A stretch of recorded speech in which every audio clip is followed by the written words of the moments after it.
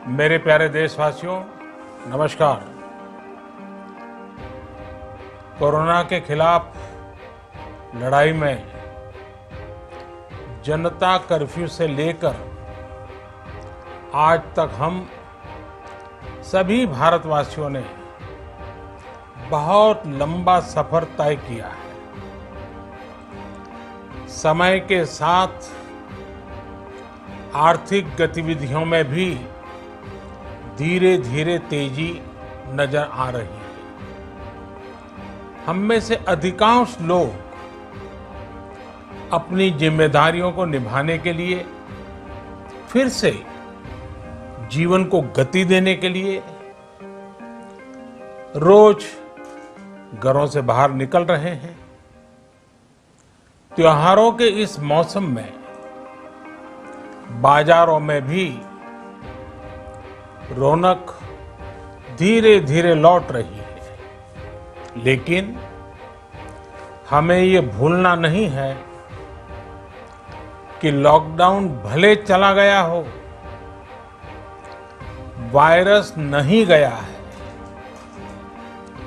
बीते 7-8 महीनों में प्रत्येक भारतीय के प्रयास से भारत आज जिस संभली हुई स्थिति में है, हमें उसे बिगड़ने नहीं देना है और अधिक सुधार करना है।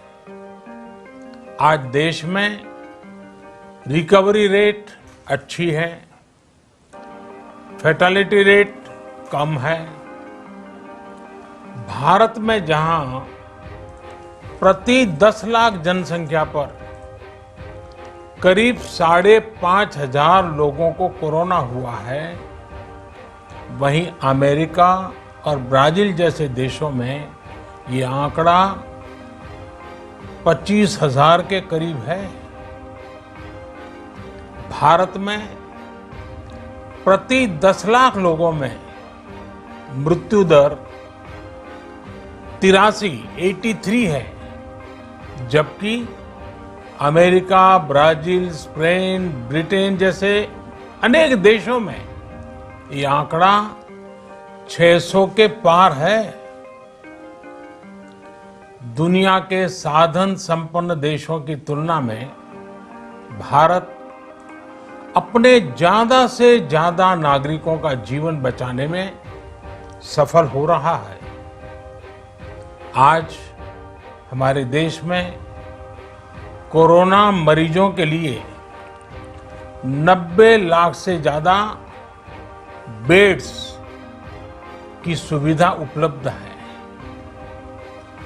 12,000 क्वारंटाइन सेंटर्स है। कोरोना टेस्टिंग की करीब 2,000 लैब्स काम कर रही है। देश में टेस्ट की संख्या जल्द ही 10 करोड़ के आंकड़े को पार कर जाएगी। कोविड महामारी के खिलाफ लड़ाई में टेस्ट की बढ़ती संख्या हमारी एक बड़ी ताकत रही है। सेवा परमो धर्म के मंत्र पर चलते हुए हमारे डॉक्टर, हमारे नर्सिस, हमारे हेल्थ वर्कर्स, हमारे सुरक्षाकर्मी और भी सेवा के भाव से काम करने वाले लोग इतनी बड़ी आबादी की निस्वार्थ सेवा कर रहे हैं। इन सभी प्रयासों के बीच ये समय लापरवाह होने का नहीं है। ये समय ये मान लेने का नहीं है कि कोरोना चला गया या फिर अब कोरोना से कोई खतरा नहीं है। हाल के दिनों में हम सब ने बहुत सी तस्वीरें, वीडियो देखे हैं जिनमें साफ दिखता है कि कई लोगों ने अब सावधानी बरतना या तो बंद कर दिया है या बहुत ढिलाई ले आए हैं। ये बिल्कुल ठीक नहीं है। अगर आप लापरवाही बरत रहे हैं, बिना मास्क के बाहर निकल रहे हैं, तो आप अपने आप को, अपने परिवार को, अपने परिवार के बच्चों को, बुजुर्गों को उतने ही बड़े संकट में डाल रहे हैं। आप ध्यान रखिए, आज अमेरिका हो या फिर यूरोप के दूसरे देश, इन देशों में कोरोना के मामले कम हो रहे थे, लेकिन अचानक से फिर से बढ़ने लगे हैं और चिंताजनक वृद्धि हो रही है। साथियों, संत कबीरदास जी ने कहा है, पक्की खेती देख के गर्व किया किसान, अजहू जोला बहुत है, घर आवे तब जान। अर्थात कई बार हम पकी हुई फसल देखकर ही अति आत्मविश्वास से भर जाते हैं कि अब तो काम हो गया, लेकिन जब तक फसल घर न आ जाए तब तक काम पूरा नहीं मानना चाहिए। यही कबीरदास जी कह के गए हैं। यानी जब तक सफलता पूरी न मिल जाए, लापरवाही नहीं करनी चाहिए। साथियों, जब तक इस महामारी की वैक्सीन नहीं आ जाती, हमें कोरोना से अपनी लड़ाई को रत्ती भर भी कमजोर नहीं पड़ने देना है। बरसों बाद हम ऐसा होता देख रहे हैं कि मानवता को बचाने के लिए युद्ध स्तर पर पूरी दुनिया में काम हो रहा है। अनेक देश इसके लिए काम कर रहे हैं। हमारे देश के वैज्ञानिक भी वैक्सीन के लिए जी जान से जुटे हैं। भारत में अभी कोरोना की कई वैक्सीन पर काम चल रहा है। इनमें कुछ एडवांस स्टेज पर है, आशास्पद स्थिति दिखती है। साथियों, कोरोना की वैक्सीन जब भी आएगी, वो जल्द से जल्द प्रत्येक भारतीय तक कैसे पहुंचे, इसके लिए भी सरकार की तैयारी जारी है। एक एक नागरिक तक वैक्सीन पहुंचे, इसके लिए तेजी से काम हो रहा है। साथियों, रामचरितमानस में बहुत ही शिक्षाप्रद बातें हैं, सीखने जैसी बातें, लेकिन साथ साथ अनेक प्रकार की चेतावनियां भी हैं। जैसे रामचरितमानस में बहुत बड़ी बात कही गई है, रिपु रुज पावक पाप, रिपु रुज पावक पाप, प्रभु अहि गनीय न छोट करी।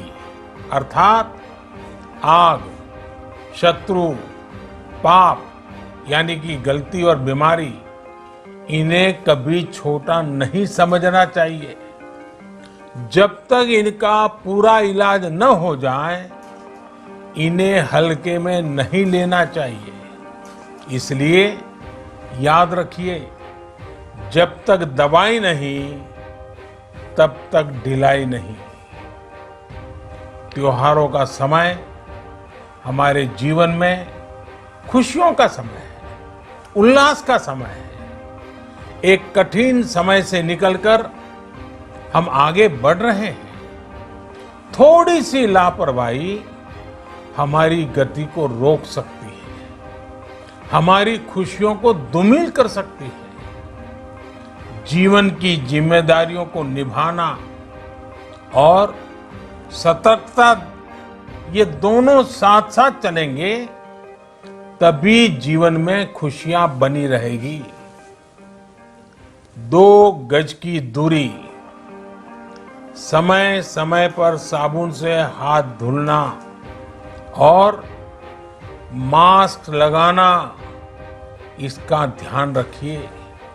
और मैं आप सबसे करबद्ध प्रार्थना करता हूं, आपको मैं सुरक्षित देखना चाहता हूं, आपके परिवार को सुखी देना चाहता हूं। ये त्योहार आपके जीवन में उत्साह और उमंग भरे ऐसा वातावरण चाहता हूं। और इसलिए मैं बार बार हर देशवासी से आग्रह करता हूं। मैं आज अपने मीडिया के साथियों से भी, सोशल मीडिया में जो सक्रिय हैं उन लोगों से भी बड़े आग्रह से कहना चाहता हूं कि आप जागरूकता लाने के लिए, इन नियमों का पालन करने के लिए जितना जन जागरण अभियान करेंगे, ये आपकी तरफ से देश की बहुत बड़ी सेवा होगी।